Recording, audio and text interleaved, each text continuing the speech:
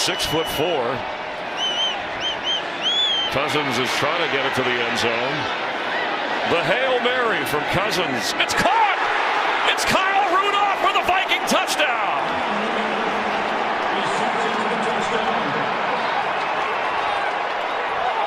In a crowd, the 6'6" Rudolph.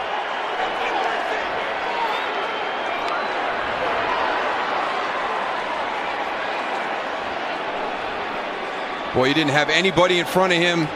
And you said it's 6'6". I mean, Deshaun Shedd, his feet are on the ground.